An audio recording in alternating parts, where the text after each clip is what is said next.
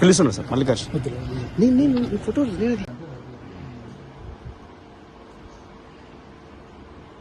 నేనైతే గురుకులాలు అయితే అడ్డంగా ఆమె చేసి మిగతా 100 మిగతాయి కానీ 3000 నేను కూడా చాలా డీటెయిల్గా వచ్చిన ఒక్కదానికి స్పందించండి. మళ్ళీ తర్వాత చీఫ్ సెక్రటరీ గారితో కూడా మాట్లాడాను. ఆయన ట్రాన్స్లేట్ చేసిండు మళ్ళీ ఎందుకు ట్రాన్స్లేషన్ మళ్ళీ ఇప్పుడు రీకౌన్సిలింగ్ పెడితే సాధ్యం కదా సార్? అవుతుంది అంటే రీకౌన్సిలింగ్ అంటే మళ్ళీ ముందు డిఎల్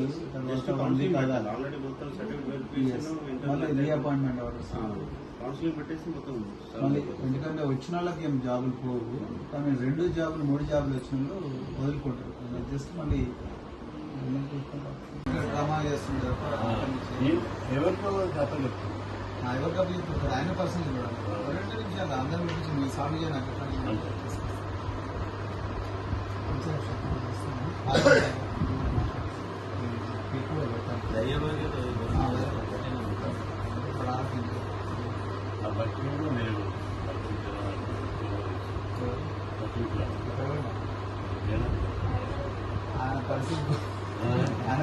ఈ రోజు కూడా నిరుద్యోగ బిడ్డలకు మార్గదర్శిగా ఉంటూ వాళ్ళన్ని పోటీ పరీక్షల్లో నెగ్గాలని రాత్రింబవళ్లు తపన పడే వ్యక్తి. ఇంకొక తెలంగాణ ప్రజలకు తెలియని విషయం ఏందయ్యా అంటే ఈ రోజు ఈ రేవంత్ రెడ్డి ఈ కాంగ్రెస్ పార్టీ అధికారంలోకి రావడానికి ప్రధాన కారకుల్లో ఈ అశోక్ సార్ కూడా ఒకడు. ఈ నిరుద్యోగులందరూ కూడా ఒక 2, 3, 4, 5 బస్సులు తీసుకొని ఈ తెలంగాణలో కాంగ్రెస్ పార్టీ అధికారంకి వస్తే నిరుద్యోగులకు న్యాయం జరుగుతుందని ఆశతోని అమాయకంగా గ్రామ గ్రామాన్ని తిరిగిన బిడ్డలు వీళ్ళంతా కూడా.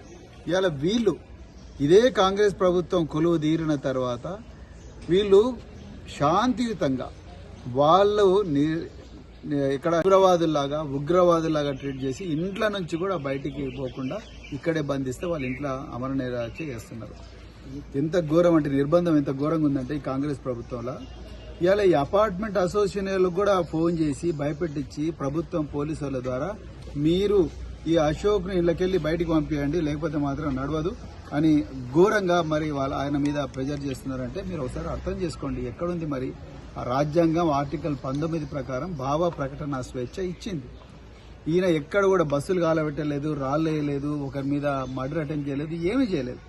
ఈయన 35 లక్షల మంది నిరుద్యోగుల సమస్య గురించి మాట్లాడుతున్నాడు. ఇక విషయానికి వస్తే ఇది ఎంత చేతగాని ప్రభుత్వం అంటే ఏమాత్రం పరిపాలన చేతగాని ప్రభుత్వం అంటే 9,200 గురుకుల పోస్టులు ఒక్క బ్యాక్లాగ్ లేకుండా సుప్రీంకోర్టు జడ్జిమెంట్ ఏమాత్రం వైలేట్ చేయకుండా రిలింక్విష్మెంట్ ఆర్డర్ అవసరం లేకుండానే 9,200 మంది నిరుద్యోగ బిడ్డలకు న్యాయం చేయాల్సి అవకాశం ఉన్నప్పటికీ కూడా కృష్ణన్న గాని మాలాంటి వాళ్ళం ఎంతో మందిని ట్విట్టర్ వేదికగా వాళ్లకు స్టెప్ బై స్టెప్ సొల్యూషన్లు ఇచ్చినప్పటికీ కూడా ముఖ్యమంత్రి ఏ మాత్రం కూడా పట్టించుకోకుండా 3,200 బ్యాక్లాగ్ పోస్టులట్టుగా తీసుకున్నాడు. ఆయన కడుపు చల్లగా ఉన్నది ఇప్పుడు ముఖ్యమంత్రి.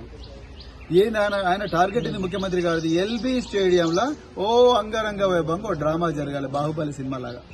సో అంతే, దాని తర్వాత అయిపోయింది. నిరుద్యోగులు రోడ్డు మీద పడ్డా ఏం పడ్డా ఆయనకు అనవసరం. ఇది పరిస్థితి ఇవ్వాలి. అదేవిధంగా ఇప్పటికి కూడా ఛాన్స్ ఉన్నది. మళ్ళీ వాళ్ళందరికీ రీఅపాయింట్మెంట్ ఆర్డర్స్ రీకౌన్సిలింగ్ చేసి రీఅపాయింట్మెంట్ ఆర్డర్స్ ఇచ్చి డిసెండింగ్ ఆర్డర్లా డిఎల్ నుంచి మొదలుపెట్టి చివరికి టీజీటీ దాకా వస్తే 2 నిమిషాల సమస్య పరిష్కారం అవుతుంది. కానీ ముఖ్యమంత్రికి ఇంట్రెస్ట్ లేదు. రెండవది టీచర్ పోస్టులు చేసి ఆ రోజు నేను కూడా ఉన్నా. మరి ఇక్కడ పెద్దలు కోదండరామ్ గారు కూడా ఇంతవరకు రాలేదు. మరి వారు కూడా ఒకసారి వస్తే బాగుంటుంది.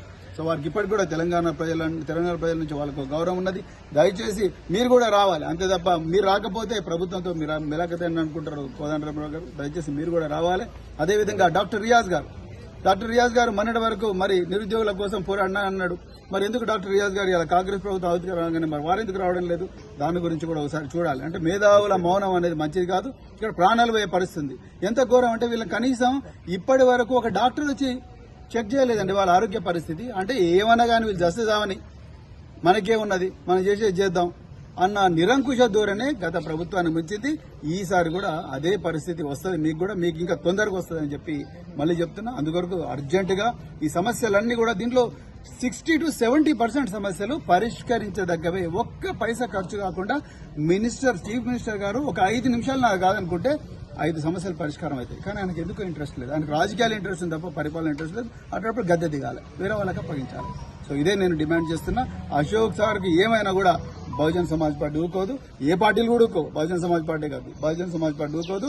ఆయన ప్రాణాలు కాపాడుకునే బాధ్యత కేవలం మా మీదనే కాదు, మొత్తం తెలంగాణ ప్రజల మీద ఉన్నది. అందుకొరకు ప్రతి చోట కూడా మేము సంఘీభావ దీక్షలు వారి కోసం చేస్తామని చెప్తూ మరొకసారి ప్రభుత్వాన్ని వీళ్ళందరి డిమాండ్లు కూడా మరి పరిష్కరించాలని చెప్తున్నాం. Thank you very much.